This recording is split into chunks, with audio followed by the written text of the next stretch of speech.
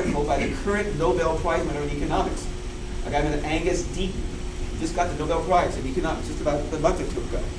And he just came out with this article about this growing impact on middle-aged, working-class white people. White people. Okay, let's move on. All right, what else? There are three big reasons for growing economic inequality. One, the occupational change. Two, globalization. Three, decline in unions. How many people here have ever worked in a job that was unionized? And that is about the actual percentage.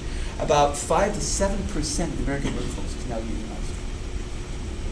How many of you live in a family in which at least somebody in your family is a union member?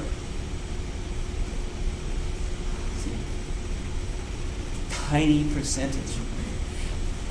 Let me go back to this statistic. This is, and I know this is dry board.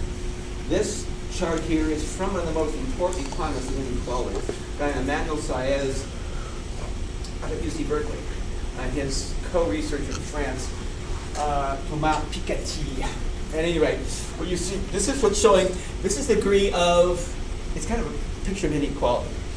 Top 10% income share, 1917 to 2008. Back in the 1920s, we had a horrendous level of inequality.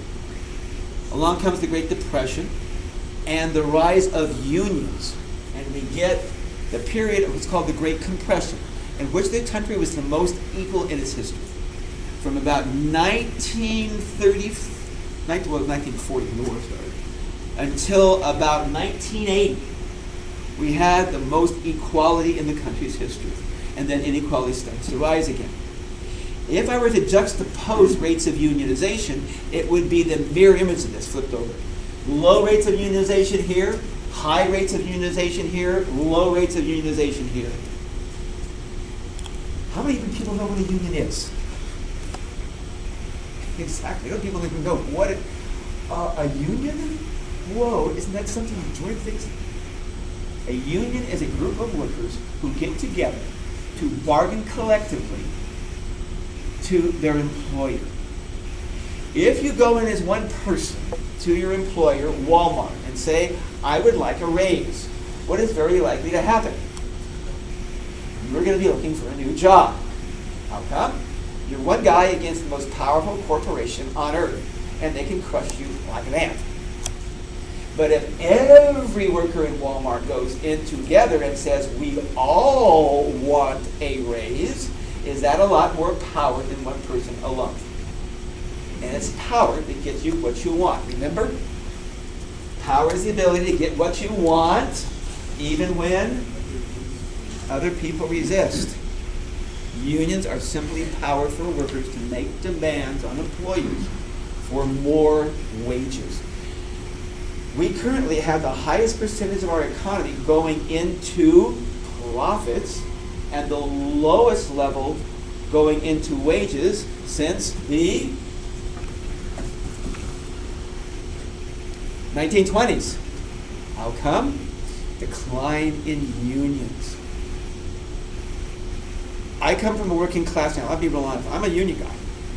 In a union, I wouldn't be here without unions. My dad was a truck driver. My mom worked in a bus depot selling bus tickets. But when I graduated from high school, yeah, I could get into UC Berkeley with a 3.3, and it wasn't that expensive. But my dad had been in the old Marine, he'd been in the Navy, and before that in the Merchant Marine. And I got a union card. And on the summer, I would ship out. I've been all over the world. Yeah, I've been all over the world. I didn't see diddly squat, because I was always in the engine room, cleaning stuff. But I could make enough money in one summer shipping out to support myself for an entire school year. For one thing, you're out to sea. You don't have anything to spend the money on. And I got good union wages doing that. You guys are hitting a double whammy. The cost of college has gone up. Support for that. Government spending to support your education has gone down. And the kind of jobs you guys are getting aren't the kind of jobs. How many of you are working on a job? Very common in the community. Yeah, look at this. Over half the class currently working. How many of you are making over $15 an hour? Yeah, less than half of those.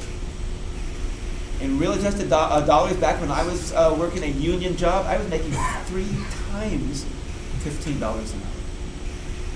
3 times with the living wage.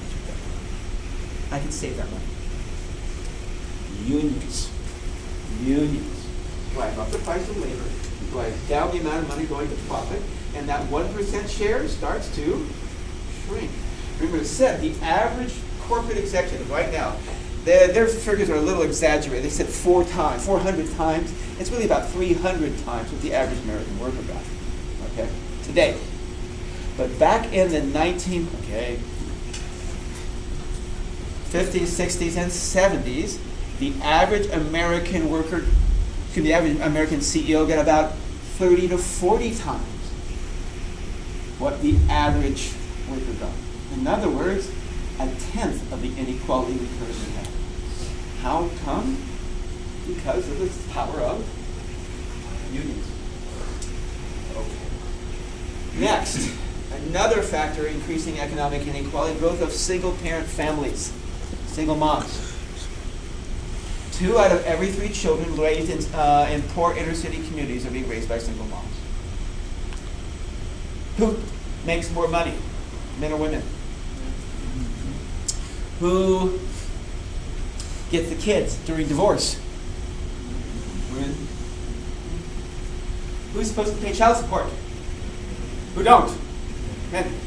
That's a formula for growing economic inequality. Also, we've seen, well, this is more generally, not just single moms, but a change in family structures.